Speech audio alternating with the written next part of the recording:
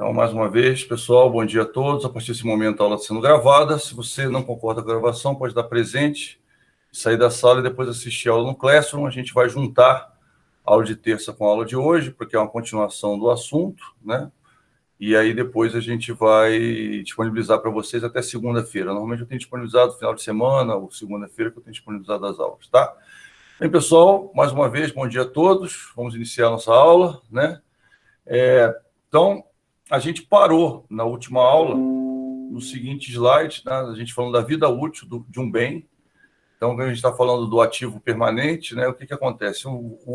Contabilmente, os bens possuem uma vida útil, né? Na verdade, não só contabilmente, né? Todo bem possui uma vida útil.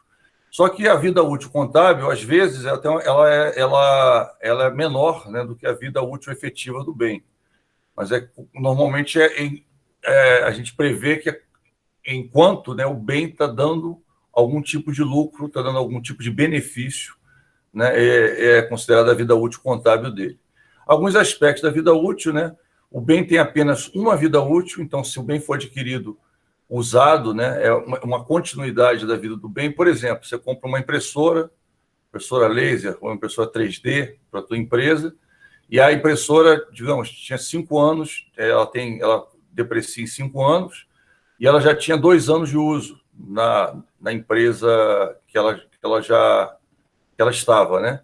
Então, como ela tem 5 anos de vida útil, ela vai para a sua empresa, né, com 3 anos só de depreciação, porque a vida útil dela é de 5 anos.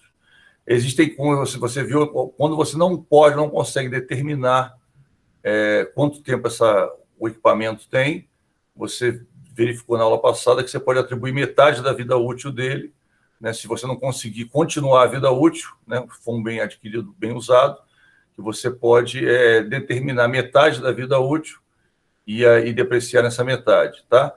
Isso, claro, se não tiver como determinar quando o bem foi comprado, que é muito raro, né? Normalmente você tem a nota fiscal, você tem um modelo, você tem várias coisas que acabam identificando o bem.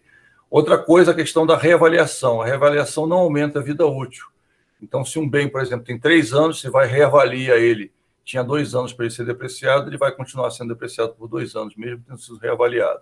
Claro que o valor da depreciação pode ou não, né, ter alteração. Normalmente não tem. Vida útil é o elemento temporal do valor residual, tá? Então, o que acontece? Existe, depois da vida útil dele, às vezes fica um valor residual, às vezes esse valor é oriundo da instalação ou de algum aspecto que vem junto com o bem, a gente vai ver isso mais adiante, tá? E há uso após a vida útil, ou seja, ele está contabilmente exaurido, só que você pode continuar usando até você vendê-lo ou até ele ficar obsoleto ou, de repente, não existir mais. Sem problema, Matheus. Acontece atraso. Não pedi presença ainda, não. Bem que podia pedir, né? Mas na aula que vem não atrasa, não, porque a aula que vem é prova, hein, pessoal? Não sei se vocês sabem, eu até comentei que eu pensei bem em não fazer a prova hoje, mas se eu fosse fazer a prova hoje, eu ainda teria que dar o finalzinho da matéria, que é pouquinha coisa que está faltando para acabar, e aí a prova. E aí eu acho que poderia ficar pesado, então eu preferi, não, vamos botar só a prova, e aí dá tempo de todo mundo fazer, a gente faz uma prova melhor, né, mas que o aluno demore mais tempo para fazer, não faz uma prova tão rapidinha, né, e é melhor. Então, a gente acabou deixando, como a gente tinha combinado, para o dia 8, tá? Então, dia 8 é a nossa prova. Esse foi o último slide apresentado, agora vamos seguir. Então, bora para matéria nova. Existem vários métodos de depreciação, sendo os mais famosos esses 3, tá? É claro que a depreciação, ela, vamos dizer assim, você vai depreciar o bem até ele chegar, né, zerar a vida útil contábil dele. A depreciação, ela varia de acordo com o tipo de bem, né? Então, para algumas, a maioria dos bens, você vai usar esse método laranja aí, que é o método das cotas constantes, que é a depreciação linear, como é chamada, tá? Mas existem casos, tá, de metas unidades produzidas, que, por exemplo, quando aquele equipamento ele tem uma quantidade máxima, vou dar um exemplo, né? Antigamente, há muitos anos atrás, a máquina Xerox, a máquina copiadora, né, fotocopiadora, ela tinha uma vida útil em termos de cópias, ou seja, ela é igual impressora, né? Ela faz 10 mil cópias, por exemplo, 20 mil cópias, 30 mil cópias. Então, o que acontecia? Ao final das 30 mil cópias, a máquina travava, você tinha que chamar vamos dizer, a Xerox ou a Nacho, a empresa, né? E a empresa recolhia a máquina e colocava uma outra nova. Então, a duração da máquina era aquela quando era alugado, quando era alocado. Quando não era alocado, a vida útil da máquina era em quantidade de cópias, né? Existem máquinas, por exemplo, que têm quantidade de produtos que ela produz até 100 mil, até 10 mil. Então, são casos mais raros, mas existem. E o método das unidades produzidas, tá? O método da soma dos dígitos, que é um outro método de depreciação que a gente vai falar dele. Ele é um pouquinho mais complexo e é um pouquinho menos usado que os demais, tá? A escolha do método de depreciação normalmente varia de acordo com o bem, como eu falei. Eu resolvi escolher esse. Não, é de acordo com o bem, sendo o mais usado para a maioria dos bens, esse do método das cotas constantes, tá? O método das cotas constantes foi o mesmo que eu mostrei para vocês em contabilidade introdutória 1, né? Introdução à contabilidade 1. Eu já tinha mostrado esse método, não tinha falado dos outros dois, são métodos mais raros. A gente vai falar agora, né? E aí vamos abrir a discussão, porque realmente são métodos onde o cálculo é um pouquinho diferente, tá? Pode ser, tem gente que acha que é mais difícil, é um pouquinho diferente, mas já teve casos de caírem na prova, inclusive, do CRC. Tá? O método da soma dos dígitos já caiu umas 2 vezes, e o método das unidades produzidas uma vez, tá? Que eu lembre, né? Pelo menos de 2005 para cá. Tá? Então, que eu lembre, foi mais ou menos isso. Então, vamos lá. Falando um pouquinho sobre essa questão, tá? Método das cotas constantes. Então, você, por exemplo, tem um bem que tem o valor bruto contábil 1.300 e o valor depreciável 1.000. Eu trouxe de propósito as duas figuras, por quê? O que acontece? Você, digamos que compra um bem, certo? Você comprou o bem por R$1.000. Preste atenção que essa explicação pode até cair na prova uma questão parecida, tá? Você comprou o bem por R$1.000, certo? Então, e aí esse bem era uma máquina para a tua empresa e essa máquina precisava de uma instalação, né? Sem aquela instalação, uma instalação técnica própria, sem aquela instalação, aquele bem não ia funcionar. Era fundamental aquela instalação. Ou um treinamento, fundamental você contratar um treinamento para aquilo funcionar, né? Vamos dizer assim, para você poder saber como é que funciona. Aí, nesse caso, o que aconteceu? Você pagou R$200, perdão, aqui, R$300 para instalar o bem, tá? Então, você tem o valor depreciável, não é os 1.300 que você não pode depreciar a instalação, você só pode depreciar o bem, né? Então, por que você só pode depreciar o bem? O valor que você pode depreciar, ou seja, o valor depreciável é 1.000, que é o valor do bem, e o resto fica como sendo um valor residual, ou seja, vai sobrar depois que você depreciar o bem, tá? Então, só para... depois a gente vai falar, eu vou dar como é que eu falo? Esse conceito para você aberto, né? Para você pode esquecer, então eu quando a gente for falar do método dos dígitos, eu vou voltar a esse conceito do valor residual e valor bruto contábil. Então, vamos lá, rapidinho. Então, a tabela, por exemplo, normalmente, né, um equipamento tem uma vida útil de 5 anos, um imóvel normalmente tem 10, né? Há tipos de imóveis que têm 20, hidroelétricas, grandes construções, às vezes tem até 50 anos. Então, vamos lá. Nesse caso, é um bem, pode ser um veículo, pode ser uma impressora, pode ser um veículo, acho que de R$1.000 fica difícil, né? Vamos lá, uma impressora, um acessório qualquer, tá? Então, se prevê 20% desse valor, né, que é R$1.000, que é o valor depreciável, 20% ao ano, que vai dar R$200 por ano, tá? Na tabelinha, como é que ficaria isso? Tá? Primeiro ano, R$200, segundo ano, R$200, terceiro ano, R$200, quarto ano, R$200, quinto ano, R$200. Por isso que é chamada linear. Você vai pegar o valor, vai dividir pela quantidade de anos e vai colocar o mesmo valor para todos os anos. Pum. E aí, como é que fica a depreciação acumulada? No primeiro ano, né, 200. No segundo ano, 200 mais 200, dá 400. No terceiro ano, 200 mais 200 mais 200, 600. No quarto ano, né, 200 mais 200 mais 200 mais 200, 800. e finalmente no quinto ano deprecia tudo, os R$ 1.000. Depreciou tudo, quanto é que sobra? Ah, professor, sobrou, né, os R$ 300, que é o valor residual que eu gastei na instalação, ou que eu gastei num aparelho, né? Por exemplo, eu comprei um transformador, por exemplo, a máquina, digamos que a máquina é 110, melhor, a máquina é 110, só funciona que 110 e aqui em Brasília é 220, tá? E aí o que eu vou? Eu vou comprar um transformador especial para aquela máquina, um transformador que tem aquela amperagem, né? E aí por isso não funciona sem aquilo. Então vou comprar, ou então, como eu falei, uma instalação, alguma coisa assim. Esse valor fica, ele vai morrer com o bem. Então o bem vai zerar, ou seja, o bem vai depreciar e esse valor de sobra, né? Ele vai ser o valor residual, são os R$ 300, tá? Ok, pessoal. Esse método a gente já tinha apresentado ele na introdução à contabilidade, né? Ou seja, contabilidade introdutória 1. Alguém tem alguma dúvida em relação a esse método? O que a gente acresceu foi o valor residual, né? Como você viu, ele foi para o valor bruto contábil, que era um acessório, ou então alguma coisa, instalação, que eu fui obrigado a pagar para poder funcionar o bem, só que eu só posso depreciar o valor do bem, o valor da nota fiscal do bem, tá? Alguma dúvida com relação a isso, pessoal? É importante que você entenda, tá? E vai cair na prova.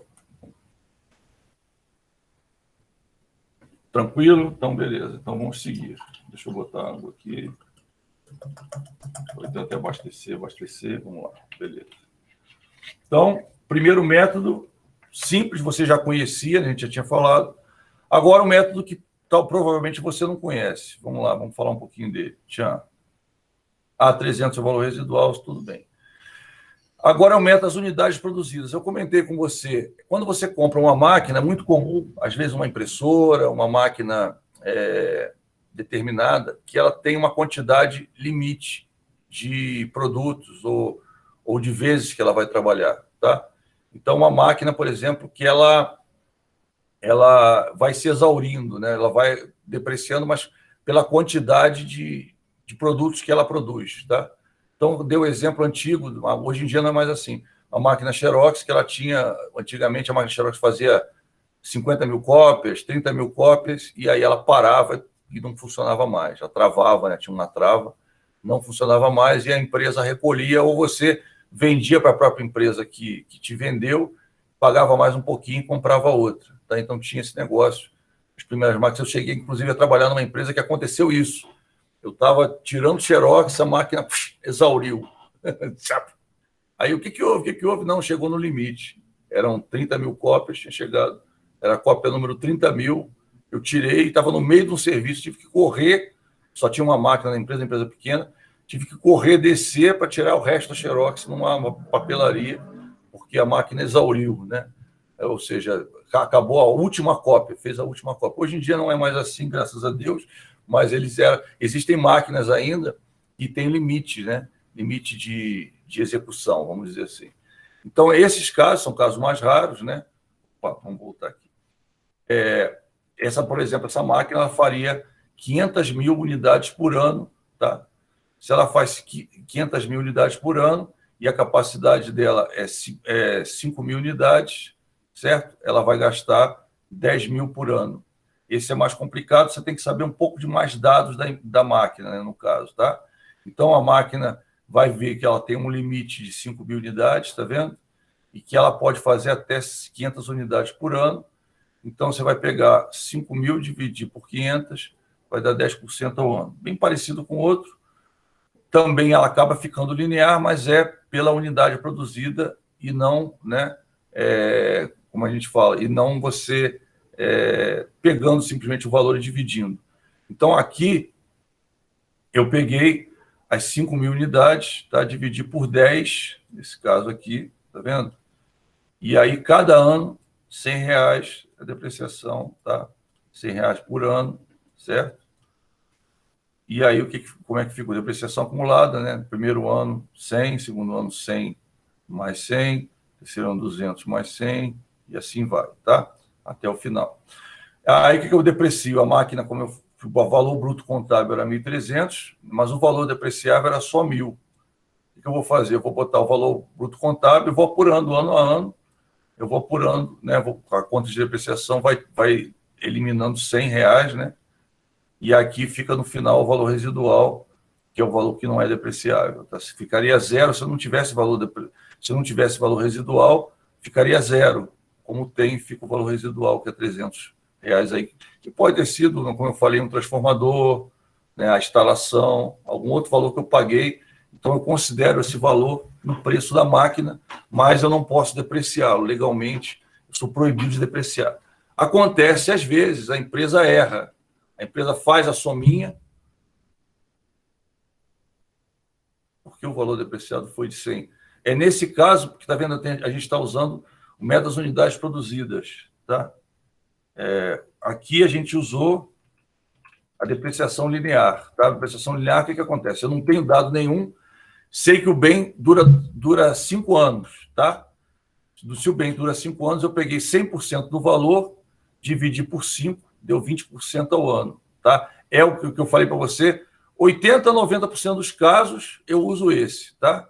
Esse aqui não, é um caso específico. Lembra que eu falei, a depreciação depende do bem. Tá? O bem, ele não tem anos, ele tem um limite de quantidade. Tá? Entendeu? Exatamente. Não no caso do 1.000, não. Tá, entendi o que você quis dizer. Eu cheguei a 10% ao ano, 10% de 1.000, exatamente, que deu isso mesmo, que deu 100, tá?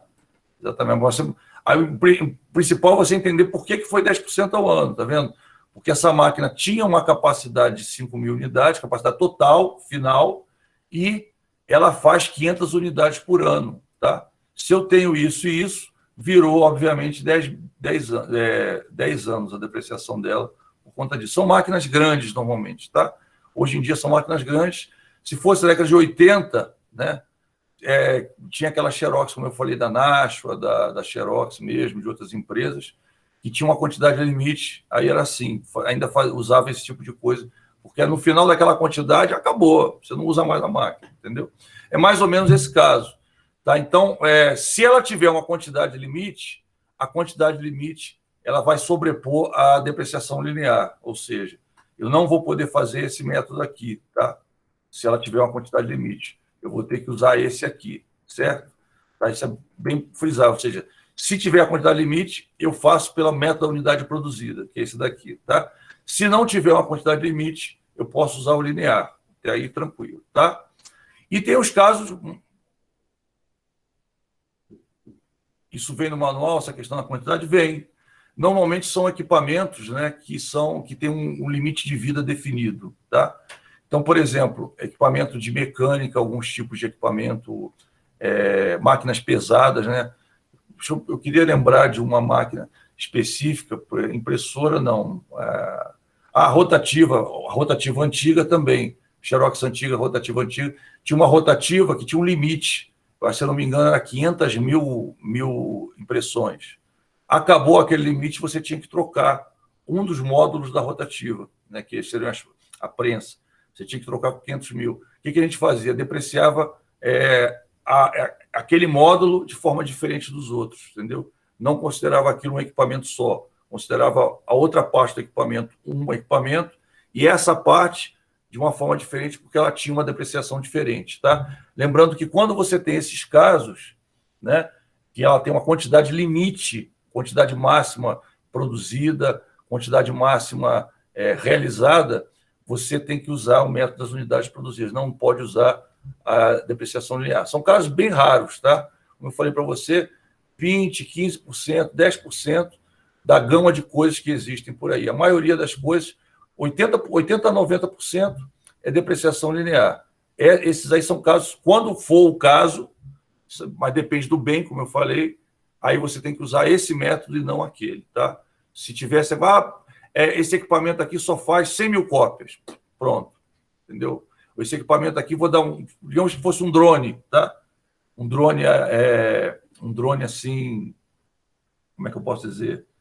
É um drone assim, mais profissional, mais técnico. Esse aqui faz 10 mil voos, por exemplo, se fosse o caso, tá?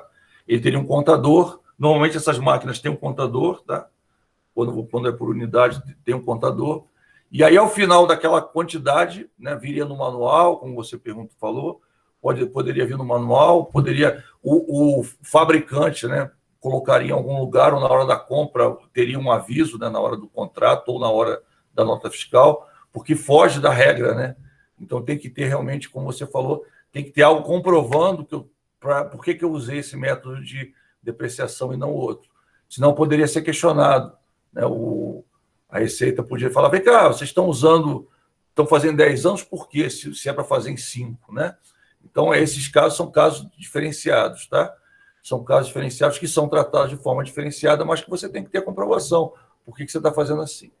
E aí você tem o terceiro método, que é um método mais punk, vamos dizer assim, mas, graças a Deus, é extremamente raro, muito difícil acontecer, que é o método da soma dos dígitos, que é um método mais completo. Ele está estabelecido na Norma Brasileira de Contabilidade TG 27, tá? Então, está lá, se você olhar, eu até lembra que eu falei para você que essa parte final da matéria é a parte que sempre tem que estar baseada em algum texto, né?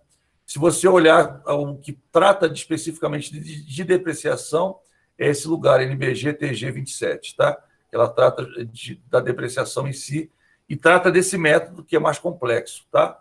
Então, vamos falar um pouquinho dele. Vamos lá. Primeiro, os termos, tá, que são usados, que são os termos que tem nessa norma. Valor depreciável é o valor do bem menos o seu valor residual, se houver, caso se possa utilizar o valor do bem total para depreciar caso de bens novos. Tá? Início da depreciação a partir do momento que esse bem estiver pronto para uso. Como eu falei, eu estou falando para você o que está na norma, tá? Então, estou confirmando algumas coisas que a gente já falou, estou repetindo algumas coisas que estão na norma, só para frisar esses conceitos, são conceitos muito importantes, certo?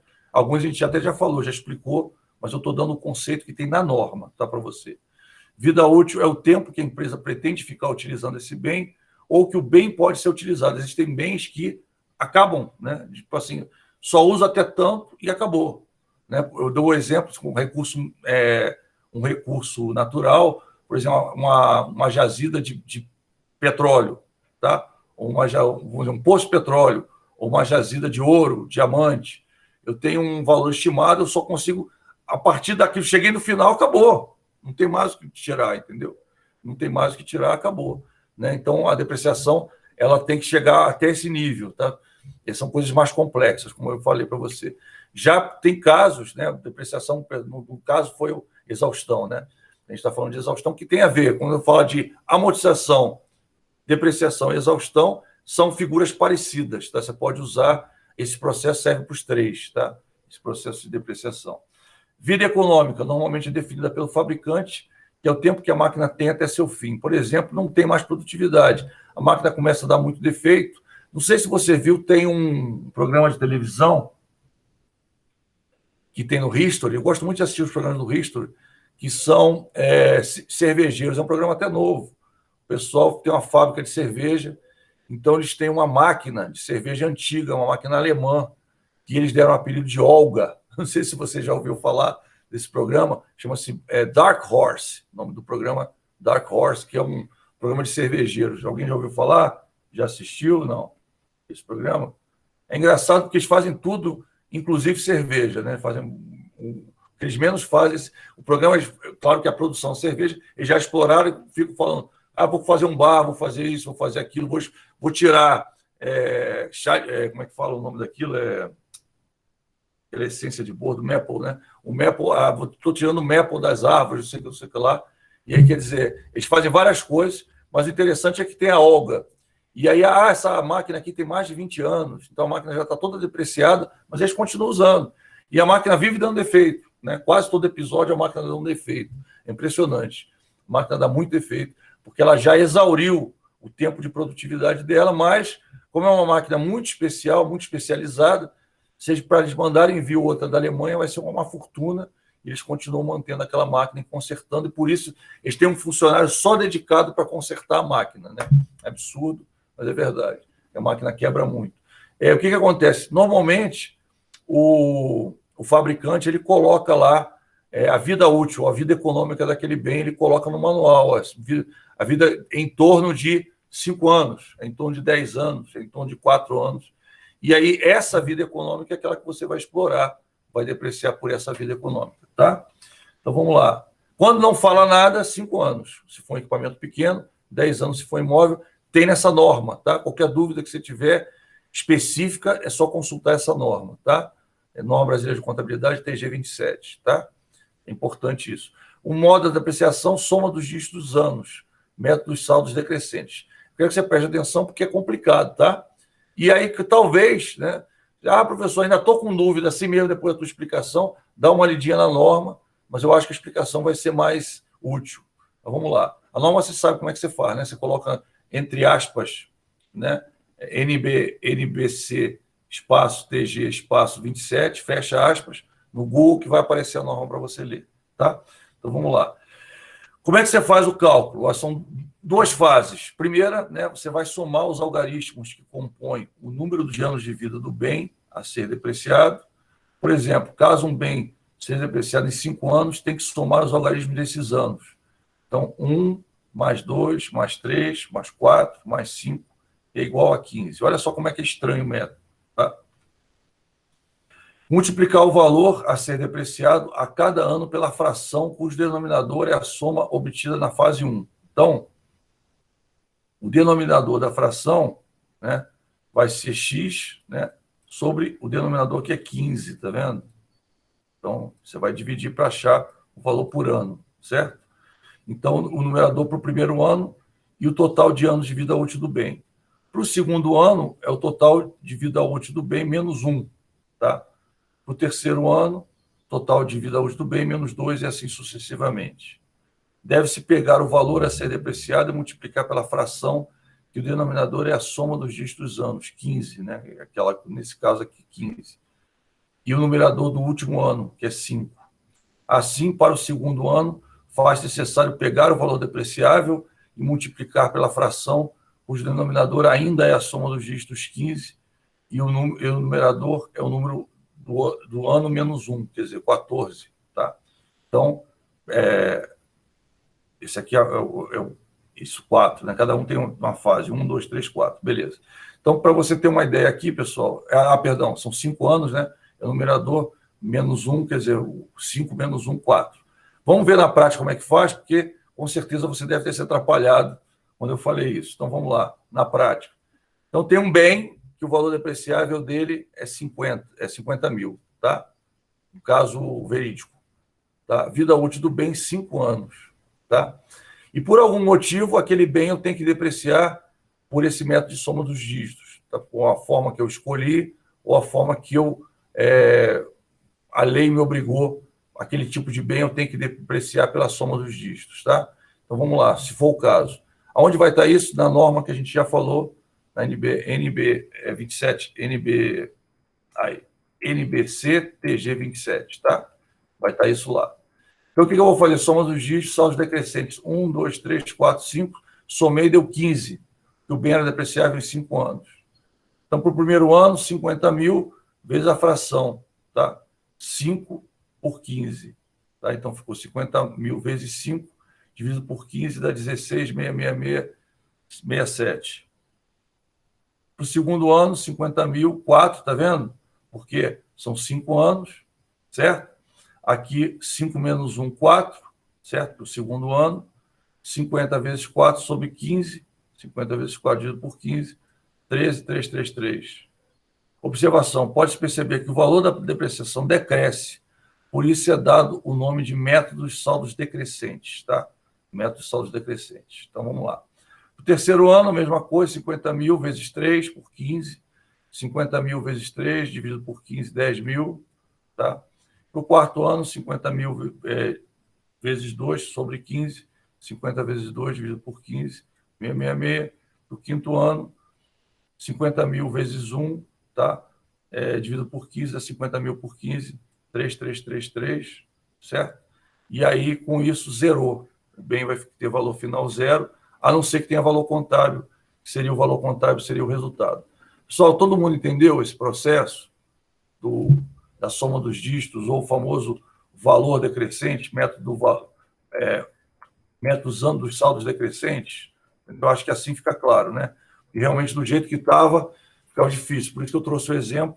Né? Você viu que até eu trouxe todos eles, eu trouxe um formato, né? O primeiro e o segundo, que é um formato fácil de entender. Esse é um pouquinho mais complicado, por isso que eu abri para explicar. Tá? Esse saldo, método soma dos dígitos ou método da depreciação decrescente, o método valor decrescente de depreciação, ele pode ser usado, né? Claro, pode ser usado, é aceito. Existem casos que ele é obrigatório, né? Como eu falei, são casos raros, tá? Eu acho que cada vez tem menos. E o que acontece? Para facilitar, para não dar dor de cabeça, a maioria usa o método linear, que é bem mais fácil, tá? Quando pode usar, usa, né? Ou seja, é uma escolha. Às vezes você tem a possibilidade de escolher esse método ou outro, vai depender do bem. Por exemplo, quando os bens realmente, né? Quando o bem realmente ele vai perdendo perdendo a produtividade com o tempo, né? Talvez esse método aí seja mais útil. Por exemplo, uma máquina, né, que no início ela faz, sei lá, 100 peças por dia e ao longo do tempo ela vai fazendo 90, 80, 70. Então, talvez, né, esse método seja melhor, porque no final a máquina realmente ela vale menos, muito menos, né? Então, talvez esse método seja o mais adequado. A questão é analisar se a norma permitir, você utiliza. Se a norma não permitir, tá, você utiliza aquele método linear. Se for um caso de algo que tem uma quantidade fixa, como eu falei, você usa o do meio, né? Ou seja, aí não tem escolha, tem que usar aquele do meio, você tem a quantidade, vamos dizer, a quantidade máxima, né, de produtos que aquela máquina produz ou que ela realiza. Aí, nesse caso, não tem jeito, tá? Só para você entender, 3 métodos, 3 possibilidades de uso, sendo que, claro, o linear incontestável. Meu Deus. Sem contestação, o linear é o mais utilizado, tá? Então, vamos lá. Continuando. Depreciações mensais, só para... A gente fez uma a uma, né? Só para você ver. O primeiro ano é esse, o segundo ano esse, terceiro ano esse, quarto ano esse, quinto ano esse. Total depreciou 50 mil, tá? Então, no quinto ano, o bem estará completamente depreciado, valor zero, a não ser que tenha valor contábil, né? Tenha sido gasto acessório, na instalação, alguma coisa assim. Beleza? Então, tá. Alguns outros aspectos, né? Método da soma dos dígitos ou saldos decrescentes, tá? As vantagens desse método, né? Vantagens fiscais, as cotas maiores de depreciação no início da vida útil significam menores impostos. Por isso, não é um método que você pode sair usando. Vou usar, porque é bom, vou usar esse, né? Porque, claro, no início você vai pagar menos imposto, quando a máquina está produzindo menos, você vai pagar mais. Então, não sei se tem vantagem assim, mas cada caso é um caso, né? Você tem que analisar. Se for permitido o uso, você usa esse do saldo de soma dos dígitos, o saldo decrescente. Se não for permitido, né? Normalmente você tem a opção, aí você pode usar aquele método normal, linear, tá? Então, a vantagem fiscal é essa. Redução de riscos de prejuízos. Seus saldos a amortizar costumam ser sempre menores, o que diminui as possibilidades de prejuízo quando abaixo do bem. Digamos que o bem quebre, né?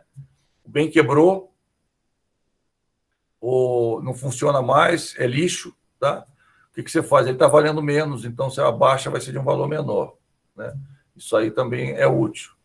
Outra vantagem, permite maior uniformidade nos custos, o crescimento das despesas de manutenção, né, o que costuma acontecer quando o bem vai ficando mais velho, tende a ser compensados pelo valor decrescente da depreciação. Então, no início, quase não tem manutenção, depois você começa a ter mais manutenção, então se aumenta o valor de manutenção, mas em compensação o valor de depreciação diminui, então a despesa com o bem acaba sendo menor, né?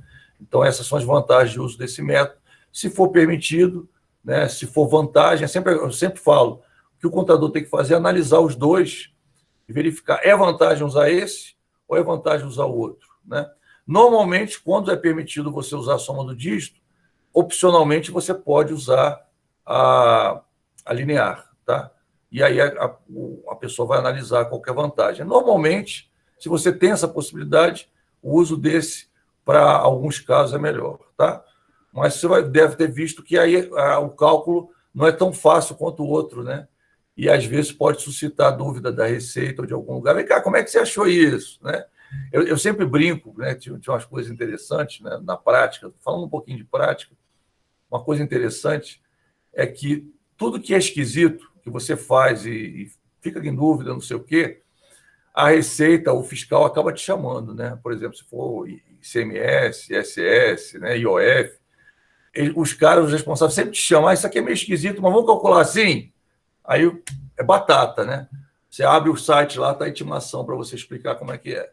Então, então esse método é um que gera muita explicação, né? Às vezes gera 2, 3 idas, né? O linear não gera explicação. Você fez um linear, beleza, é assim. Porque o que acontece? Quando o cara vê a parcela depreciável uma parcela mais alta do que 1/5 do valor do bem, o cara, opa, o que houve? Né? Aí você vai ter que provar por que você usou. Né? São coisas, mas posso usar legalmente? Pode usar legalmente, pode, tá? Tranquilo? E você tem alguns casos que você não pode usar, que estão definidos na norma, tá? Como eu comentei com você. Como é que eu contabilizo a depreciação? Importante, né? Eu vou debitar despesa com depreciação ou só depreciação, a conta, né? O nome é despesa com depreciação ou só depreciação, e vou creditar depreciação acumulada, tá? Então, credito depreciação acumulada e debito despesa com depreciação ou nome da conta só depreciação, tá? Então, contabilização. Observações importantes quanto à depreciação. A depreciação é o reconhecimento como despesa de uma parte do custo de um ativo comprado anteriormente. Então, é uma despesa que você reconhece porque o valor do bem está caindo com o tempo, né? Não é mais aquele valor que você comprou, tá? Então, não dá, poxa, vou manter aquele valor. Você não pode, legalmente, você não pode manter, você tem que baixar o valor do bem. Professor, isso é ruim na hora de vender. É por isso que existe, né? Na hora que você vende, o que vai acontecer? O valor da venda, né, vai considerar a depreciação, ou seja, você vai ter um lucro na venda do bem, né? Se você mantivesse o valor, vou dar um exemplo do carro. Você compra o carro, saiu da concessionária, o carro vale 10 mil a menos do que ele valia quando você comprou, né? Até 10 mil, né? Valor alto. Tirou da concessionária, deu uma voltinha, não gostei, eu quero trocar. Se você não puder, né? Se a concessionária vai te cobrar menos, ou seja, o valor do carro é 50 mil, ela te cobra 40, 45 pelo carro. Pronto. Eu pago isso, né? Porque já é usado, não é mais um carro novo, já está com a placa, já está tudo bonitinho. É mais ou menos parecido. Depreciou um ano, né? Você vai vender, você vai pagar o valor sobre o valor total, né, da venda, menos o valor de custo, ou seja, você vai pagar o imposto sobre essa diferença que você lucrou com a venda do bem, tá? Mas, é claro, ano a ano você está depreciando o bem, está utilizando essa despesa. A depreciação não é a constituição de fundos destinada a uma futura substituição de elementos depreciados. Ou seja, aquela conta de depreciação não é para você juntar, porque amanhã eu vou ter que comprar outro. Opa, já? Tá bom? Vamos dar aula? Por que tocou 8h20? Não é 8h20, né? Até que horas é a aula? Não é 8h20 não, né? Por que está tocando 8h20? Não entendi. Acho que terça-feira tocou também, né? Nossa aula é até 8h40, não é isso? 8h40? Não. Se a outra é 9h40, é até 9h30. É isso, pessoal? 9h30?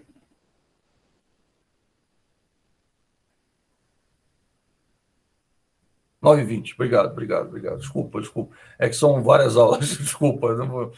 Vamos lá. No semestre passado, eu dava só aula de manhã no NASA Norte, só aula de noite na NASA Norte. Então, o horário era fixo, não tinha dúvida, né? Agora eu dou aula também em Itaguatinga, o horário é meio diferente de lá, um pouquinho diferente. Aí eu acabo me enrolando, desculpe aí. Obrigado aí, pessoal. Então, continuando, né? Depreciação não é a constituição de fundos destinados à futura substituição de alimentos depreciados. Ou seja, o que eu estou acumulando naquela conta, eu não posso usar para comprar outro bem, né? É meio óbvio, mas é bom citar, né? Para ninguém errar. Isso aí uma vez já caiu numa prova, não sei qual foi a prova, mas perguntando, o valor da depreciação é bom o valor da depreciação, porque eu estou juntando dinheiro. Eu acho que foi no ENAD. Eu acho que foi no ENAD. Isso é típico do ENAD. O valor que eu estou depreciando bem, aí tinha as opções, né? Uma das opções estava assim: o valor que eu estou juntando anualmente para a compra de outro bem, né? Então, acho que por isso que a gente está citando esse negócio aqui, que caiu numa prova e algumas pessoas erraram, tá? Então está citando essa questão, vamos citar essa questão para ninguém errar também nisso. Mas eu acho que meu aluno dificilmente erra nisso, tá? Tenho certeza que você não vai errar, porque a gente fala bastante de depreciação, você não vai errar nisso. Gastos relacionados com bens depreciáveis. Gastos de capital devem produzir aumento do valor contábil do ativo, exemplo, custo de aquisição do bem, custo de instalação, etc. Gastos atribuíveis ao período, né, devem ser debitados em contas de despesa, exemplo, custo de manutenção, custo de reparos ordinários, etc. Tá? É bom citar. Contabilização da venda de bens depreciáveis. Isso é muito importante, já caiu em prova do CRC, tá? É algo assim, quase que figura carimbada, né? Ah, tinha um bem depreciado com 3 anos de uso, a questão é mais ou menos assim. E vendi o bem, como é que eu vou contabilizar? Cara, é batata, isso eu acho que todo ano cai. Prova do CRC, cai todo ano, tá? Como é que eu vou contabilizar isso? Então, por exemplo, vendi um bem, esse bem, claro, a pessoa me deu em dinheiro. Se a pessoa depositasse no banco, seria bancos, não seria caixa, tá? Mas seria débito do mesmo jeito. Então, debitei, o que eu fiz? Ao debitar uma conta do ativo circulante, eu estou aumentando o valor da conta, tá? Então, debitei o caixa, creditei vendas de imobilizado, tá? Porque o bem saiu de lá, né? O bem sai de lá e entrou o caixa, tá? O que eu vou fazer? Isso aí é pelo valor da venda, ok. Agora, segundo lançamento. E, né, valor contábil de imobilizado vendido, tá? O valor contábil do imobilizado vendido a débito, tá? E a conta veículos, tá? Então, vou lá, se for um veículo, no caso, tá certo? Esse aí é pelo valor da baixa do custo original. Então, lembrando, eu estou fazendo o valor da venda, tá? Que é um valor, e estou também tirando o valor do custo, tá? O custo daquele bem, tá? Ou seja, o que sobrou, né? O valor residual do bem, tá? Então, são as duas coisas que eu tenho que fazer, porque o bem foi depreciado, né? Então, eu tenho que... Ah, e se o bem chegou a zero, né? Se chegou a zero, você não precisa fazer o lançamento de baixo, né? Porque é zero, né? Você só faz o de cima, tá certo? Mas já vi aluno fazer. O aluno fazia o de cima e fazia o de baixo também, zerado. Botava valor zero numa prova, caindo isso na prova, se você fizer, está certo. Melhor fazer assim, né? O que eu posso fazer é evitar que ele chegue a zero para você ter que mostrar o lançamento, tá? Então, bem provável que caia uma questão assim na prova, tá, pessoal? Se cair, você já sabe como é que é, tá? É contabilização de um bem depreciado, tá? Ou então uma historinha, né?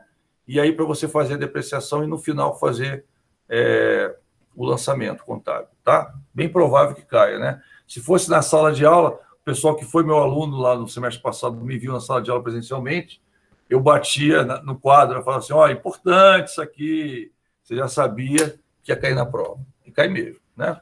Então, estou batendo no vídeo, né? Tá bom? Beleza. Então, vamos lá. Contabilização ainda, né?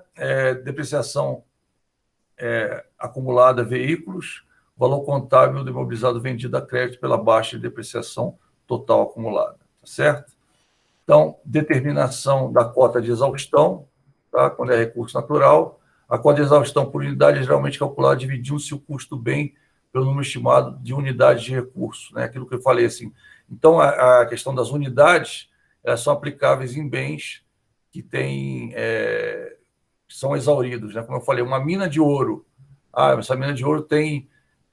se um geólogo foi lá, fez o cálculo, tem 500 mil quilos de ouro nessa mina, tá? Então, a ideia é você vai exaurindo até chegar a zero, né? Você vai tirando aquele ouro até chegar a zero. O que acontece, às vezes, é que você exaure antes de chegar aos 50, aqueles 500 mil, porque na hora de extrair você perdeu alguma coisa, ou então o nosso geólogo calculou errado. Isso acontece também. O melhor das hipóteses é quando você exaure a mina e ainda assim tem mais ouro lá dentro, né? Você achou lá, terminou de exaurir aquela mina de ouro, 500 mil, né, que foi calculado pelo geólogo, e ainda tem ouro e você ainda está tirando ouro, porque o valor contábil é zero, mas ainda está te rendendo alguma coisa, né? São casos raros, são casos raros. Os Estados Unidos, o que eles... acho que eu comentei com você que tem umas coisas experience nos Estados Unidos, e aí tem uma mina, né? Uma mina que era da época da corrida do ouro, lá no meio oeste, e essa mina eles pagam, né? Virou atração turística, e aí na mina ainda tem um pouquinho, né? Aí não é ouro, eu acho que é ouro dos tolos, né? Então, que fica, às vezes, junto com ouro para enganar. E aí você vai lá e dá uma de mineiro, quebra e pega o ouro e aquela pepita, você paga o valor da pepita a quilo, né? Claro que não é ouro, é o valor, né, ouro dos tolos, que é um valor bem mais baixo. E você paga aquilo e leva para casa de recordação, né? Então, é uma forma de você explorar a mina que acabou o ouro. Não tem, né, outros diamantes, mesma coisa. Exploração turística. Porque a mina, o que o pessoal faz? Abandona, né? Acabou o ouro, para que eu vou continuar explorando, né? Acabou a prata, para que eu vou continuar explorando? Então, eu abandono, vou para outra coisa. Então, vamos lá. Exemplo de contabilização, tá? Custo do minério extraído, certo? Exaustão acumulada a crédito, certo? Então, vamos lá. Isso aqui é pelo valor da cota do período, findo.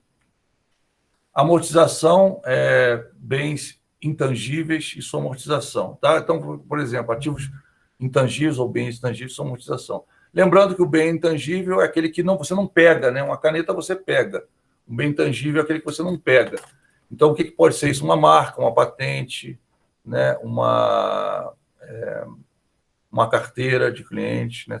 Várias possibilidades, né? É tudo que você não consegue pegar, um bem intangível, mas ele tem um valor, tá? Então é importante isso. A amortização de intangíveis é diferente da depreciação, devido a ser um procedimento que pode transferir parcelas do ativo diretamente para contas de despesa, tá? Então é um pouquinho diferente, tá? Não a forma de cálculo, tá? Aquilo que a gente viu lá é igual, mas a forma contábil é diferente, tá? Então, exemplo de contabilização do valor da cota anual de amortização de patentes, tá? Despesa com amortização, né? Amortização acumulada, despesa com amortização a débito, amortização acumulada a crédito, tá? O valor da cota anual de amortização de patente. Então, por exemplo, você tem uma patente de 10 anos, tá? Você vai dividir o valor da patente pelos 10 anos, né? Vai dar 10% ao ano, e aí anualmente você faz esse lançamento. Despesa com amortização, né? Amortização acumulada, e você vai e realiza o lançamento, tá? Vamos lá. Lembra, na outra eu tenho que usar uma conta, né? Esse aqui eu estou falando direto na amortização acumulada, tá? Só para ver a diferença. Deságio, né? Não sei se você sabe o que é deságio, todo mundo sabe o que é deságio ou não? Você tem o ágio e o deságio, né? Quando você compra, o que é uma comprar alguma coisa com ágio? A coisa vale X, por exemplo, acontece muito com loja, né? Você vai estar pagando ponto, é um ágio, ou seja, o valor venal daquilo é 1, mas você está pagando um pouquinho a mais por aquilo, é o ágio. O deságio é o inverso, o valor é uma coisa e você está pagando um pouquinho menos do que o valor, porque o cara está precisando de dinheiro, está querendo vender, e ele separa, para não perder o valor do bem, ele separa como deságio, né? Esse valor a menor que você está pagando, ele é separado como deságio, tá? Para você entender a mecânica qual é, né? Então, investimentos permanentes, tá? Ágio da CIA Tchau Tchau, da CIA ZYX, é o contrário, a gente está acostumado a XYZ, né? ZYX e caixa a crédito. Então, 2 débitos, investimentos permanentes, ágio, né? O deságio, a débito e o caixa a crédito, tá? E quando a amortização do ágio, tá? Ágio CIA tal, despesa de amortização do ágio, né? Então, crédito, ágio CIA ZYX, despesa de amortização do ágio a débito, tá? E são casos mais raros, né? Mas é bom você entender esses casos também. Quando a constituição do investimento, né? Da amortização, investimentos permanentes, deságio, CIA XYZ, caixa. Então, você inverte, tá vendo? É um débito e 2 créditos. E quando a amortização do deságio, tá? Deságio CIA XYZ, débito, receita de amortização de ágio a crédito. Tá? São casos raros, mas a gente vai abordar também. Pessoal, com isso, terminamos a nossa matéria da disciplina. Tá? O que a gente vai fazer agora? Vamos ver a correção de alguns exercícios, né, da segunda fase. Então, vamos lá para a correção dos exercícios. Antes da correção dos exercícios, tem algum tema, pessoal, que vocês queiram rever, que você esteja em dúvida? Professor, eu comecei a estudar e não sei isso daqui, eu queria que você desse uma explanada sobre isso.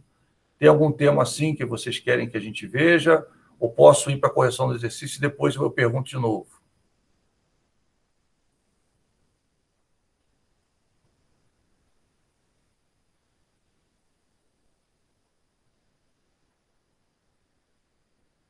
Posso ir para o exercício, beleza. Eu estou indo para o exercício, viu, pessoal? Qualquer dúvida que você tiver, pode ser que não, o exercício é uma forma de revisar também, né? Então, a gente vai para a correção dos exercícios, tá? Rapidamente. Então, exercício folha de pagamento, eu estou indo de trás para frente, tá? Do primeiro para o último, lembrando que aqueles exercícios de avaliação de estoques a gente já corrigiu, né? Aqueles primeiros exercícios antes da prova 1, a gente já corrigiu aqueles exercícios, os dois exercícios de estoques. Então, são mais ou menos, são dois exercícios que a gente tem para corrigir, que é o 4 e o 3, tá? O exercício 5, só para lembrar para você, foi aquele do trabalho do resumo da semana acadêmica, né, que você fez. Então, esse foi o exercício 5. Esse não vou corrigir, porque tem vários, é um resumo de algo que você assistiu, ou de um trabalho, se fosse o caso, não é o caso de vocês, ou de um trabalho que vocês iriam apresentar, ou que você viu a apresentação na semana acadêmica, né? Felizmente, a maioria fez, alguns alunos não fizeram. Agora, infelizmente, não se aceita mais, tá, pessoal? Então, o que eu podia dar de prazo já dei, agora não tem mais como dar, tá? Agora já está em fase de correção, esses já estão sendo corrigidos. Esses aí que eu estou dando a correção, pior ainda, né? Nem se fala, porque aí, né, não tem como, tá? Teve até, acho que eu comentei com você, teve caso de 2 alunos, né? De todas as minhas disciplinas, 3 alunos, tiveram um problema, doença, acidente, essas coisas. Aí eu dei uma tolerância maior, por isso até que eu não dei a correção do exercício na aula anterior. Eu preferi dar agora, por causa disso, dessa tolerância, mas até a tolerância já acabou. Então, o prazozinho de tolerância, porque a pessoa ficou doente, né, ou teve um problema, já também encerrou por isso, que agora a gente pode dar a correção do exercício. Esse slide vai ficar lá no Classroom, tá? Esses slides, para você, numa referência da prova, se você precisar voltar, né, para entender um pouquinho mais sobre isso. Então, folha de pagamento, tá? Numa determinada empresa de segurança, tem 5 empregados que recebem cada um salário bruto de 2.600. Sabendo que esses trabalhadores estão regulamentados pela CLT, Consolidação das Leis do Trabalho, e com base nesses salários recebidos por cada um deles, nos descontos nas provisões que a empresa está obrigada a realizar, mensalmente pede-se realizar o fechamento da folha de pagamentos mensal no mês de outubro de 2020, considerando que todos esses trabalhadores recebem um adicional de periculosidade e que fizeram 25 horas extras no referido mês, tá? Então, vamos falar um pouquinho sobre isso, certo? Então, foi dado o salário bruto de todos eles, certo? Está aqui o salário bruto. São 5 empregados, então você vai ter que, para você pensar no gasto da empresa, você vai ter que multiplicar esse valor por 5, né? Mas não é só isso. O valor desse empregado para a empresa, ele excede esse valor, né? O salário bruto é o que ele sai no contra-cheque dele, né? E aí você, como tem outros gastos que a empresa tem, esses outros gastos você vai ter que computar, vai ter que achar, né? E vai ter que calcular isso e colocar. Além disso, excepcionalmente, isso não faz parte do salário, tá? Excepcionalmente, eles estão recebendo adicional de periculosidade, que normalmente tem uma perenidade maior, porque a atividade dele é essa, mas pode ser que seja sazonal, então a gente vai analisar dessa forma também. E as horas extras que são sazonais, com certeza, ou seja, hora extra você pode fazer naquele mês, pode no mês seguinte não precisar fazer, né? Hora extra não é, pelo contrário, você não pode ser sempre, porque se for determinado que sempre você faz hora extra, ela é incorporada ao salário e deixa de ser hora extra, passa a ser hora normal, tá? Então, vamos lá. Então, primeiro item, realizar o fechamento da folha no mês de outubro, considerando que todos os trabalhadores recebem adicional de periculosidade, que fizeram 25 horas extras no referido no mês. Então, primeira coisa, total de salários brutos, tá? O que você fez? Multiplicou por 5, né? Ele multiplicou por 5, 19.780,70. Salário mensal, 13.000, tá? Que é aquele valor da multiplicação. O adicional de periculosidade, 30%. E a hora extra são 25 horas, 2.880,70, tá?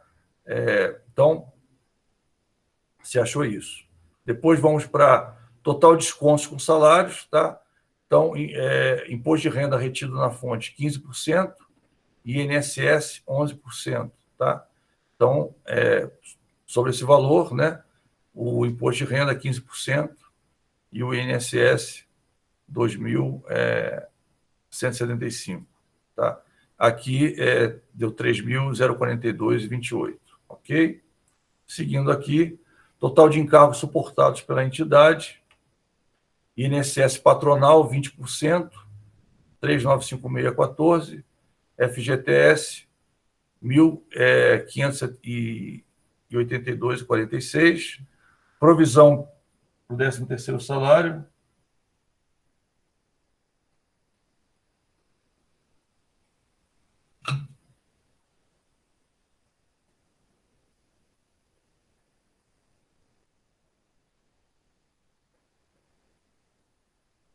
alguém mandou uma mensagem aqui.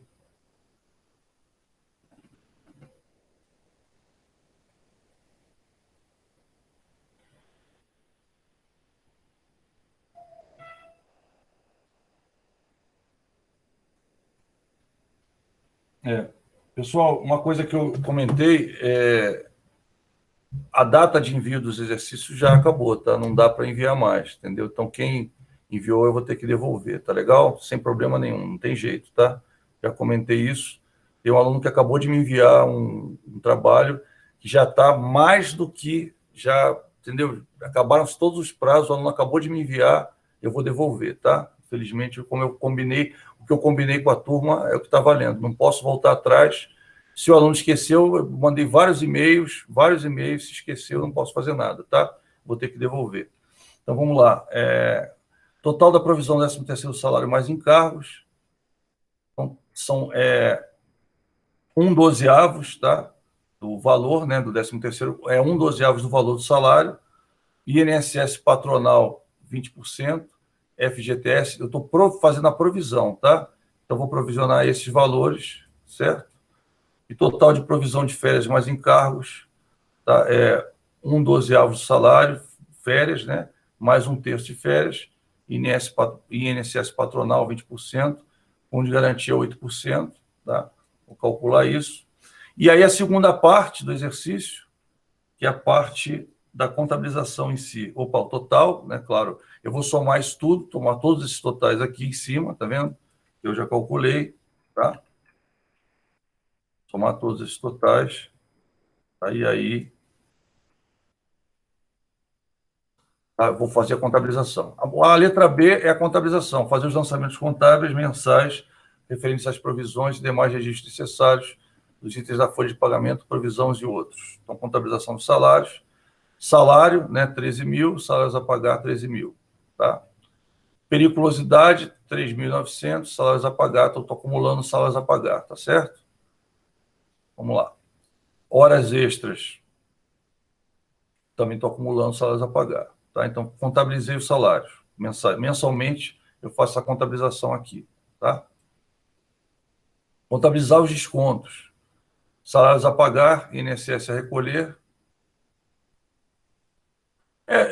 Como eu não pedi, se você colocar o RAT, não tem problema não, pode colocar. Eu não pedi, mas pode colocar, tá? Você colocou a mais, não tem problema. O problema é colocar menos. Colocar menos, aí tem problema, tá?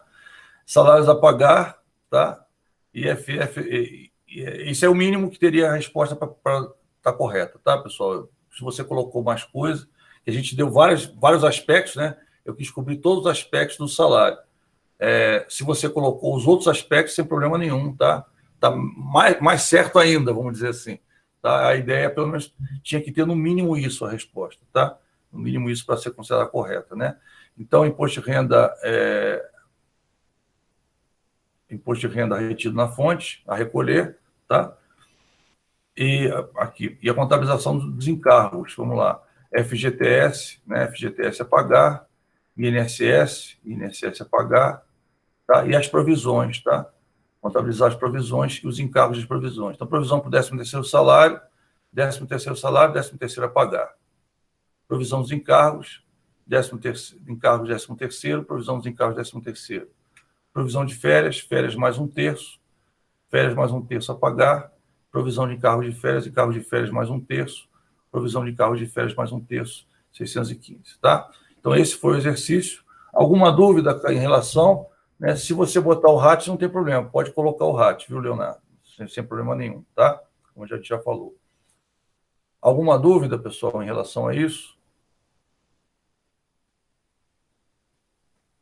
Posso seguir?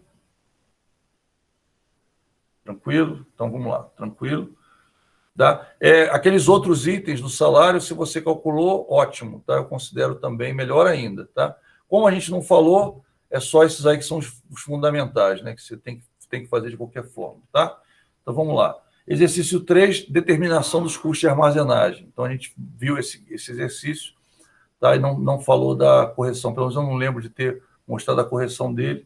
Então, vou mostrar para vocês. Tá? Numa situação hipotética, na qual o custo de armazenagem anual para um item de estoque é 25, o preço estimado de produção de R$ 25,00 e a taxa de juros anuais de 6%, quais são os custos de carregamento? Então, uma conta simples, né? Custo de armazenagem anual de um item, tirando, né, do lado enunciado, é 25, o preço de produção estimado foi 25 também, e a taxa de juros anual é de 6%, que você vai transformar em decimal, vai virar 0,06, tá? Porque se você não pode botar 6%. Já teve alguns alunos que botaram 6 direto, e aí erraram a questão, tá? Eu já comecei a corrigir, né? Falta muito pouco para terminar de corrigir. Então, percebi que alguns alunos não transformaram em decimal, botaram 6% e fizeram a conta, aí vai dar errado, né? Então, é ideal que você tenha feito o 0,06, tá? Então, né, achando os custos, primeiro, vai dar 0,6% por vezes 25, tá? Dá 1,5. Jogando na outra fórmula, tá? Que é o custo de armazenagem na mais o CK, você está colocando que é 25, né? Que é o custo de armazenagem anual para o item de estoque, mais esse 1,5 que o CK que você calculou, dá 26,50, tá? Pessoal, alguma dúvida nesse exercício? Esse é aplicação de fórmula, né? Mas, mesmo assim, pode ter suscitado algum tipo de dúvida. O principal é isso aqui, tá? Vamos dizer, a possibilidade de erro é você não fazer isso, tá? Isso aqui é obrigatório. Teve 2 alunos que não fizeram, pelo menos que eu não corrigi todos ainda, mas dos que eu corrigi, 2 alunos botaram 6%, botaram 6 e pronto, tá? Aí estaria errado. Bem, pessoal, é isso, tá? Agora eu estou à disposição para a gente revisar qualquer assunto da nossa aula, tá? Então, vamos lá. Deixa eu abrir aqui. Qualquer assunto que você quiser, a gente revisa. Se tiver alguma dúvida de alguma coisa, né? Por isso que eu comentei com você, né? Eu comentei com você exatamente que eu até pensei em dar a prova hoje, que faltava muito pouco, né? Mas podia não dar tempo para fazer a revisão. Tomara que você queira a revisão, né? Porque também você que tem que pedir, né? Se você não quiser a revisão, tudo bem, a matéria foi dada. Opa, deixa eu sair aqui. O que está acontecendo? Vamos lá. Não sai. Aconteceu hoje de manhã também. Eu vou, então, no cursor mesmo. Vamos lá, então, pessoal.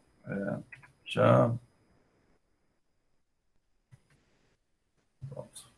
Agora consegui. Já existir, conseguiu. Descarto, pronto. Agora não adiantou nada. Tudo bem, vamos lá.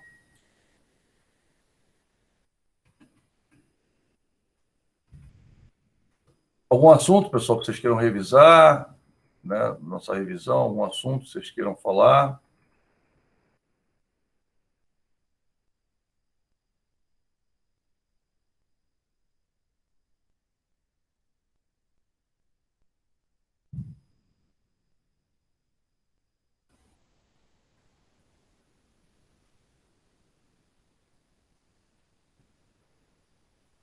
Daniel disse que está tranquilo. Os outros alunos, quero ver na prova, hein, pessoal? Não tem nenhum assunto que vocês queiram revisar, estão sabendo tudo. Está tudo tranquilo assim? Poxa, ou eu sou um professor melhor do que eu esperava, ou então ninguém estudou nada. Não chegou nem no nível da dúvida, né? E aí?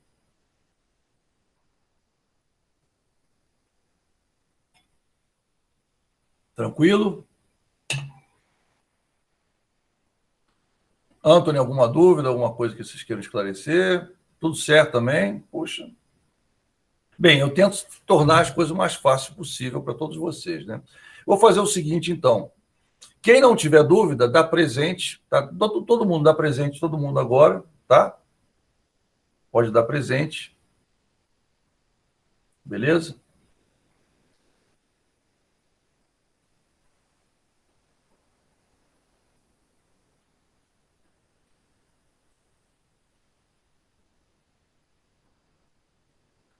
Todo mundo já deu presente, certo?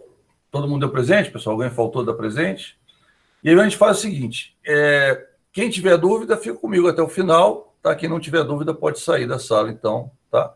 Eu vou por minha conta revisar alguns assuntos, então, já que vocês, tá? Mas a partir de agora, se você não tiver dúvida nenhuma, você pode sair, tá? Grande abraço para você, né? Que você quiser sair agora. Se você tiver dúvida, fica comigo, eu vou revisar, eu vou item, assunto por assunto, e a gente vai revisar um pouquinho, tá? Fazer uma revisãozinha. Como eu falei, não se você não tem dúvida nenhuma, já estudou, está tranquilo, se deu bem nos exercícios também, então tudo bem, você pode sair, tá? O pessoal que quiser ficar comigo, eu vou revisar alguns assuntos, como eu falei, tá? E até o final da aula. Vamos lá, então?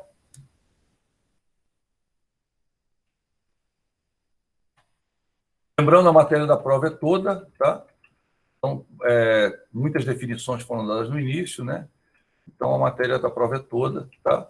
Os exercícios não precisa enviar mais, porque eu não vou receber, vou devolver o exercício, tá? Já estourou o prazo e não dá mais, tá? Até porque deu a correção, acabou, né? Não tem mais o que falar sobre isso, tá? Então, alguns assuntos, eu acho que é interessante, quem já quiser sair, não tem dúvida, pode sair, tá autorizado. Quem quiser ficar comigo, eu vou reprisar alguns assuntos, tá? Então, vou falar um pouquinho, começar com matéria que depois da prova, tá? Então, vamos começar a falar um pouquinho da matéria depois da prova. Então, vamos lá falar um pouquinho sobre custos e despesas, tá? Quem quiser ficar comigo, fica. Quem não quiser, tá liberado, tá? Pode ir embora, tá? Tranquilo. Então, vamos falar um pouquinho sobre custos e despesas, tá? O custo tem a ver com a fabricação, ou seja, quando aumentam a fabricação, aumentam os custos. Se aumenta a operação, aumenta os custos, tá? Só eles vão juntos. Se diminui a operação, diminui os custos. Se diminui a fabricação, diminui os custos. As despesas não. Elas permanecem as mesmas ou muito próximas das mesmas, independente do volume produzido ou do volume operacionalizado.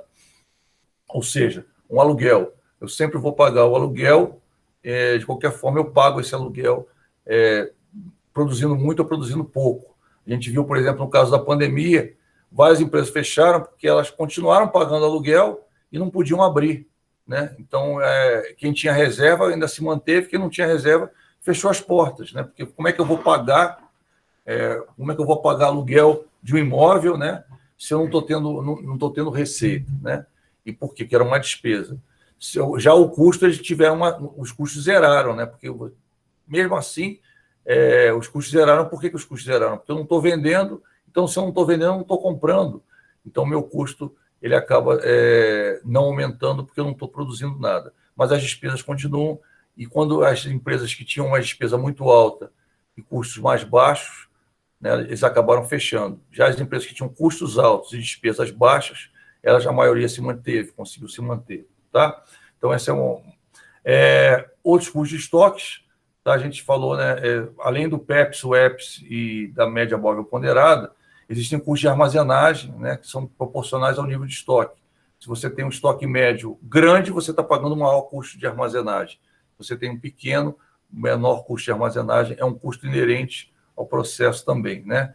Ele é inversamente proporcional ao nível de estoque médio, independente do nível de estoque médio. Você tem esses três tipos: um que é proporcional ao estoque, um que quanto mais estoque você tem, menor o custo, e um que é independente, você vai ter aquele custo independente do nível de estoque que você tiver, tá? Estoque médio é a média que você mantém estoque num determinado período. Os custos crescem com o aumento da quantidade média de estoque. Esse é fácil você lembrar.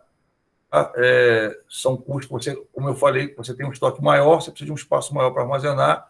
Você tem estoque menor, menos estoque para armazenar, menos seguro, menor possibilidade de roubo, menor possibilidade de obsolescência, menor perda, porque você tem uma quantidade menor de estoque. Já tem outros, né? Vamos lá. A gente viu a formulazinha: custos inerentes a potenciais perdas, furtos, também chamado custo de capital, que afeta o custo, né, que você tem, que você calcula o valor daquele estoque, você ter comprado aquilo em relação a outros investimentos que você teria, tá? Custos são inversamente proporcionais ao nível de estoque. Custos decrescem com o aumento da quantidade, tem o custo de pedido, o custo de produção, tá? Que é um custo que você, às vezes, você tem independência. Vai pedir pouco, você vai ter um custo de pedido, e aí esse custo de pedido fica maior, né, quando você pede pouco, e ele acaba sendo diluído quando você pede muito. Então, você vai pedir muito, aí você vai pagar aquele custo que é fixo, o custo de pedido. Se você pedir um item, eu pedir 100 itens. Então, é mais vantagem pedir 100 itens com o mesmo custo de pedido, né? E o custo de produção, no caso de optar por produzir internamente a produção, você tem que ver se esse custo de produzir ele é mais barato do que o custo de você comprar fora, né? Às vezes não é, certo? Então, custo de pedido. Viu, pessoal? Eu estou falando sobre os temas, né, que são temas mais relevantes, mas nada impede você lembrar de um tema, eu paro, vou falar do tema que você quer, depois eu volto para cá, tá? A gente está fazendo tipo um overviewzinho na disciplina, mas se você falar assim, professor, eu queria tema tal, estou em dúvida, eu vou para esse tema, tá? Senão eu vou fazendo esse overviewzinho, né? Vou falando alguns temas que são relevantes, que possivelmente podem cair na prova, tá? Então, eu vou falar sobre alguns temas, eu vou falar sobre vários temas, e alguns desses eu tenho certeza que vão cair, tá? Então, é interessante. Vamos lá.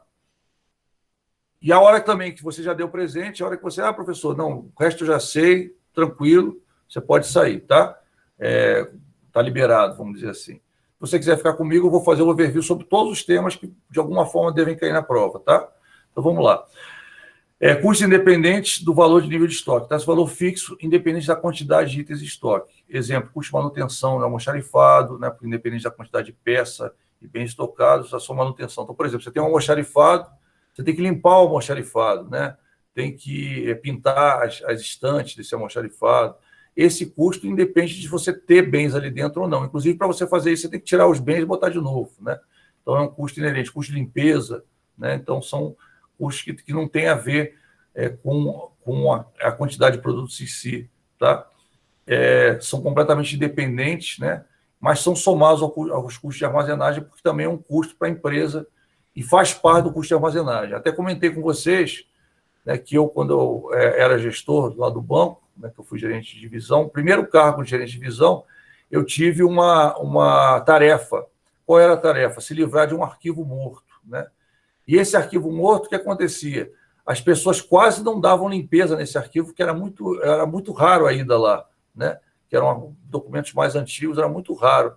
Só que, de vez em quando ia, a pessoa ficava com alergia, porque o troço quase não era limpo.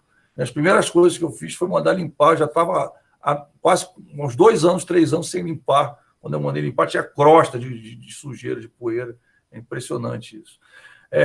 Mesmo se o nível de estoque estiver zerado, a organização ainda vai incorrer em custos de armazenagem que são independentes do seu volume de estoque, tá? Se, por exemplo, aluga um galpão, o estoque zerou, mas você tem um contrato de aluguel daquele galpão, você vai pagar o aluguel daquele galpão de qualquer forma, né? Ele vai ser inserido ao teu custo de armazenagem, mas vai ser uma despesa, tá? Então, vamos lá. A gente já falou, né? O exercício, a gente falou do exercício. Tratamento das despesas com pessoal, aspectos iniciais da folha de pagamento e outros. É quase que presença obrigatória cair uma questão de folha de pagamento na nossa prova, tá? Pelo menos até mais de uma questão, tá, pessoal? Então, preste um pouquinho de atenção, se você que essa parte de folha de pagamento é uma parte mais complexa, tá? Então, a gente já explicou, mas às vezes suscita dúvida.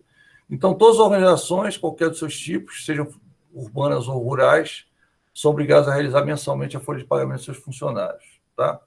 A Lei 8.202 de 91, em seu artigo 32, definiu que todas as empresas que têm funcionários são obrigadas a fazer folha de pagamento das remunerações pagas ou creditadas aos seus colaboradores, tá? Então, vamos lá. Cálculo da jornada de trabalho. Toda vez que a gente pensa em folha de pagamento, a gente pensa em jornada de trabalho do trabalhador. O que é isso? É o tempo que ele fica na empresa produzindo, tá? Esse tempo, a empresa vai remunerar ele, certo?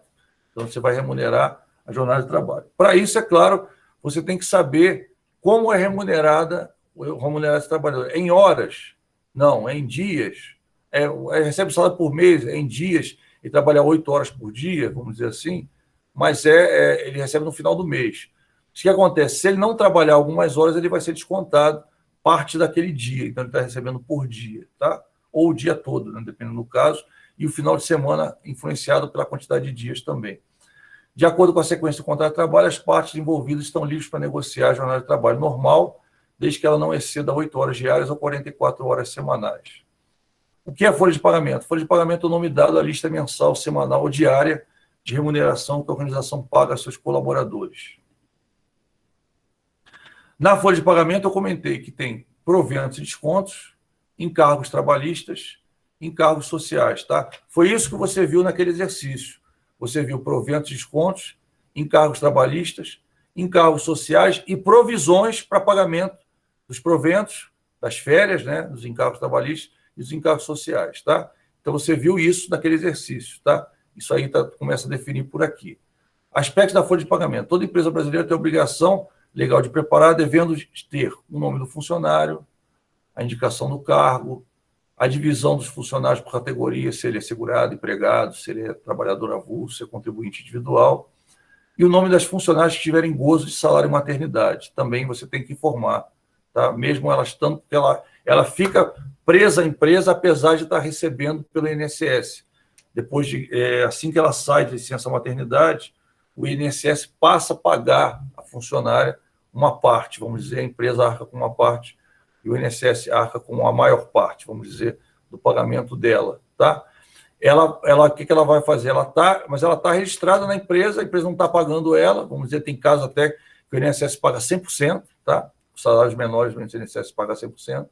E aí o que acontece? Ela está em casa, vamos dizer assim, a empresa não está pagando, mas assim mesmo a empresa tem que todo mês mandar o contra-cheque dela, né? Ou seja, guardar o contra-cheque dela, que vai ser exigido uma fiscalização trabalhista. Então, ela tem que gerar como se ela estivesse trabalhando do mesmo jeito, porque ela ainda tem uma vinculação com a empresa. Quando ela volta para o cargo dela, está garantido em lei. Tá? Não tem aquela questão, a supervisora engravidou, quando voltou no posto efetivo. Não, ela vai continuar sendo supervisora, é um direito garantido por lei. Tá? Então, as partes integrantes e não integrantes da remuneração, tem umas partes que integram a remuneração e tem partes que a empresa paga à parte, tá? Ou seja, ela não faz parte da remuneração direta, mas a empresa está pagando à parte, certo? Então, vamos lá. Descontos legais, tá? Como você viu, o INSS, alguns descontos, do próprio funcionário, e o número de cotas de salário família de cada empregado segurado ou trabalhador avulso, né? Quando ele tem um filho até 4 anos de idade, se não me engano, tem até 2 auxílio creche, tem até 4, tem um salário família que ele tem direito também de receber, tá? Então, vamos lá. Como é uma folha de pagamento, esse é um Olerite antigo, tá? Como a gente nem vou perder muito tempo aqui. Importância da folha de pagamento. Se uma organização, a folha de pagamento representa a soma de todos os registros financeiros, salários, bônus, descontos e outros. O processo de execução da folha de pagamento é de suma importância para a organização, em razão da riqueza técnica que existe para transformar todas as informações do empregado e da organização em produto final, que é a folha de pagamentos. Tem função operacional, contábil e fiscal, devendo ser desenvolvida com base em todas as ocorrências mensais de cada empregado. Tá? O salário hora normal, no caso do empregado mensalista, será obtido dividindo-se o salário mensal correspondente à duração do trabalho, que se refere ao artigo 58 por 30, multiplicado pelo número de horas dessa duração. Artigo 58, a duração normal do trabalho para os empregados de qualquer atividade privada não excede 8 horas diárias, desde que não seja fixado expressamente outro limite. Isso significa que sua jornada de trabalho de 8 horas, considerando os dias do mês, seria, né? Jornada diária, né? 30 vezes, que é 30 dias, então a jornada de um dia vezes 30, tá? Divisor de salário hora, segundo o artigo 64 da CLT, equivale a 240 horas mês, tá? Se ele trabalha 8 horas, 30 dias, 8 vezes 30, 240 horas mês, tá? Seguindo aqui, o texto dessa norma foi publicado em 1949, Lei 605, antes da Constituição de 88, na qual a jornada de trabalho mensal do Brasil é de 48 horas semanais e 240 horas mensais. para adequar o inciso, né, da Constituição Federal, preconiza que a jornada semanal não pode ser superior a 44 horas semanais. Aí tem, depois disso, tem o caso da hora extra, como a gente já falou, tá? Então, 176 horas mês, 22 dias úteis, 8 horas por dia. Aspecto sobre férias. É um direito do trabalhador, são dias de direito, feriados, dias de semana, domingos também, né? Terço constitucional, ele ganha 1/3 a mais quando ele sai de férias. Lembrando que é proporcional aos dias que ele sai de férias. Por isso que eu falei para você. Se ele tira 20 dias de férias, ele tem direito a tirar 30 dias. Se ele resolve tirar 20 dias e vender 10, ele vai tirar 1/3 de férias sobre os 20 dias, tá? Isso é muito importante. Pode ser que caia uma questão assim, tá? Então, o trabalhador tirou 20 dias, tá? E aí pode-se pedir para que o trabalhador ganha X, né? Ganha 2.600, por exemplo. E aí ele tirou, né? Ele tirou férias, mas ele tinha 30 dias de férias, mas resolveu só tirar 20, vender 10, tá? Qual é o valor que ele tem direito a 1/3 de férias, ou então com a contabilização? E aí você vai calcular isso e vai contabilizar, fazer a contabilização do salário do 1/3 de férias. Você vai ver que ele vai receber 1/3 de férias só sobre os 20 dias que ele está saindo de férias, tá? Isso aí, por incrível que pareça, já caiu em prova do CRC, caiu em prova de concurso, e é uma coisa que muita gente erra. Os abonos, que ele tiver direito, e as normas coletivas, né, também podem inserir gratificações no retorno de férias. Aquele famoso acordo coletivo pode acontecer, tá? Tratamento com despesa pessoal, 3 diferenças, tá, que é importante lembrar. O período aquisitivo, que são 12 meses trabalhados, ele só tem direito a férias depois de 12 meses. Professor, aconteceu um problema com a empresa, um problema com o trabalhador, e a empresa quer antecipar as férias dele, e o trabalhador também quer antecipar. Pode ser antecipado férias a partir dos 6 meses, você antecipa, mas proporcional à quantidade de meses, né, que ele já trabalhou. Você não pode antecipar mais, tá? A verdade é essa. Ele só poderia tirar férias depois de 12 meses, tá? Se a empresa antecipa só do que já está provisionado, tá? Ela não antecipa os 30 dias, ela antecipa só do que já está provisionado. Tá? Casos raríssimos que a empresa faz isso. Legalmente, ela não é obrigada a fazer. Faz, às vezes, porque quer, né? A empresa, por exemplo, o trabalhador trabalhou 6 meses, tá? E aí, por algum motivo, ele quer entrar de férias depois de 6 meses. Se a empresa concordar, que a empresa não é obrigada, ela vai dar até 15 dias de férias para ele, que é o direito dele, entendeu? Legalmente é isso. Se ela concordar, porque ela pode não concordar, ela só pode dar férias depois do período aquisitivo. O período concessivo é no quê? No ano seguinte. Então, ele trabalhou um ano, ganhou o direito de férias, e aí ele tem um ano para tirar essas férias, tá? Se ele não tirar nesse ano, o que acontece? Ele recebe, segundo a lei, segundo a CLT, ele recebe as férias dobradas, tá? Então, ele tem até 12 meses da data que ele adquiriu as férias, ou seja, ele trabalhou um ano, né? Período aquisitivo. Ele adquiriu o direito de poder entrar de férias. Aí ele tem um ano para tirar essas férias, é o período concessivo. Esse período é o período que o trabalhador quer? Não. É o período que a empresa combina com ele, tá? Então a empresa vai combinar com o trabalhador a melhor data para ele sair de férias, tá? Então isso é importante dizer. Então o interesse da empresa prevalece sobre o interesse do trabalhador, inclusive do ponto de vista legal. Estou falando isso porque já teve casos, tá? O trabalhador, depois de um ano, em janeiro, vou sair de férias. E a empresa saiu de férias. E não era para sair de férias. Ele tinha que... Isso é algo que é acordado com a empresa, e a empresa simplesmente cancelou as férias dele e levou falta. Se levasse 30 dias de falta, era justa causa abandono de emprego, tá? Aconteceu isso. Claro que a empresa fez de propósito, né? Mas não é... E o que acontece? Durante as férias, tá? O tempo de férias, que pode variar, ser de 20 a 30 dias, né? No mínimo 20 dias, que chama-se de período em gozo, ou seja, eu estou gozando as minhas férias. Então, no mínimo 20 dias, nos 30, o cara é obrigado a tirar férias, e ele pode, se a empresa quiser e ele quiser, vender até 10 dias, tá? Então, período de férias. Aí, professor, e se ele tiver direito a menos, né? O que é? 1/3 ele pode vender e 2/3 ele tem que gozar, tá? Em descanso, tá certo? Então, isso é uma coisa que é cobrada também, tá? Isso aí você tem que fazer um planejamento para ocorrer certinho, não ter problema, tá? Providências legais, né? Toda vez que a pessoa vai sair de férias, né? você tem que realizar o aviso, tá? Até 30 dias antes dela sair de férias. Então, você faz o aviso, faz o cálculo de quanto ela tem para receber e mostra para o empregado. O empregado tem que ver isso, tem que rubricar, assinar ou em sistema ele atestar que viu, tá? Você vai registrar as férias, tá? A empresa registra as férias e a empresa faz o pagamento antecipado das férias. Então, por exemplo, ele saiu, vai sair agora dia 5/12, tá? Vai sair dia 5/12 e vai tirar 30 dias de férias. Então, num prazo, tá, que normalmente até 3 dias antes desse dia, a empresa tem que creditar na conta dele. Pode ser extensivo até o próprio dia, tá? Normalmente, o usual é 3 dias antes das férias, você deposita, mas pode ser no próprio dia das férias. Agora, não pode ser posterior, tá? O funcionário saiu no dia 5 e recebeu no dia 6. Isso é errado. Se o funcionário for na justiça, ele ganha. Ele tem que receber até o dia que ele sai de férias, até o último dia trabalhado, né? Então, se ele trabalhou até o dia 4, o certo é ele receber na noite do dia 4, por exemplo. Pode ser creditado na conta dele na noite do dia 4, tá? Para você entender. Então, o pagamento e o registro são coisas fundamentais que passam pela contabilidade, como a gente falou, tá?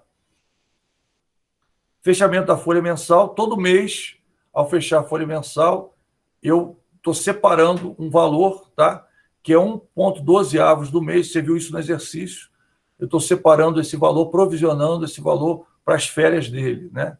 Não inferior a 15 dias, mas 1/3 constitucional. Então, todo mês eu estou fechando 1/12 avos do mês trabalhado, tá? E mais 1/3 constitucional, que eu estou separando, né?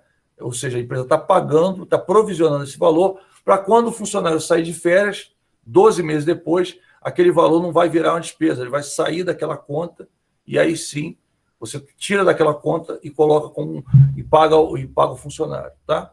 Então, exemplo, salário mensal 3.600, 1/3 salário 1.200, tá? Provisão mensal 1/12 avos de 4.800, tá? Porque você pegou 3.600 mais 1.200, certo?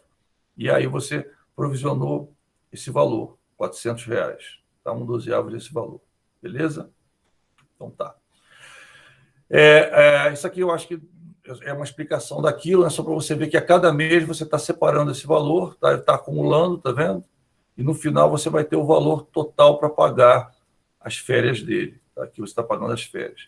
Uma coisa bem parecida você faz com o 13º, só que não tem 1/3 de férias. Você vai pegar, tá? Só desse valor, você vai separar 1/12 avos também, do mesmo jeito, tá? Você vai separar 1/12 avos desse valor aqui, tá? Separar 1/12 avos, separa mês a mês, para no final você pagar o 13º dele. Professor, eu recebo o 13º em 2 vezes. O que a empresa faz? Ela segura, né? Vamos dizer assim, ela pode antecipar em abril, ela não é obrigada a antecipar, algumas empresas antecipam, ela antecipa em abril e ela paga, vamos dizer, o resto, né? Ou seja, antecipa uma parte, normalmente é 40% aqui em abril, tá?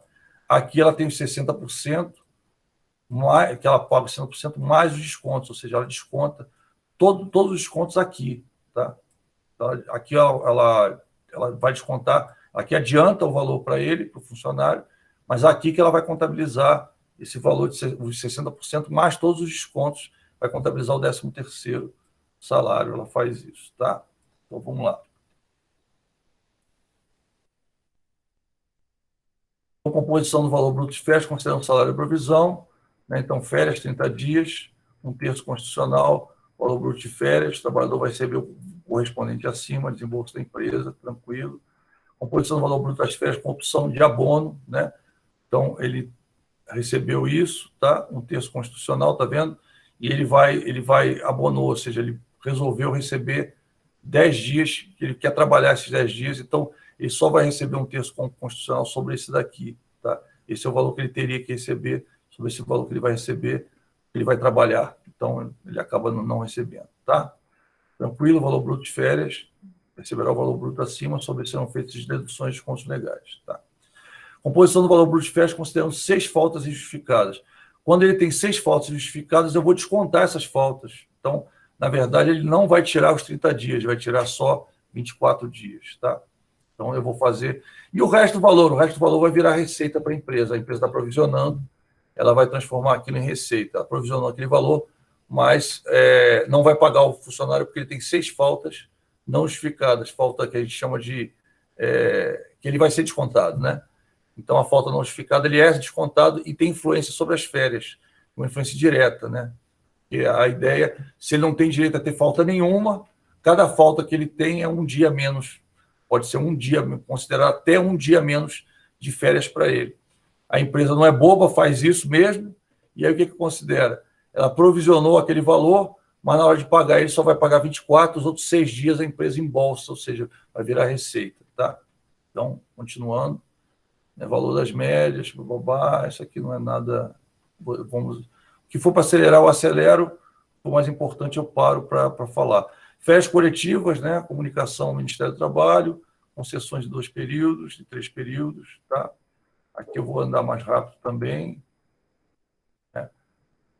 Tá. Cotas de previdência, tá? Isso aqui são descontos de salários dos trabalhadores, ou seja, o trabalhador ele é descontado um valor para a previdência, tem um valor que ele paga e tem um valor que a empresa paga, tá? O imposto de renda retido na fonte, o IRF, tá? Que também a empresa já antecipa o imposto que ele teria que pagar. Se ele pagar mais, no final ele recebe a restituição quase um ano depois, mas recebe, né?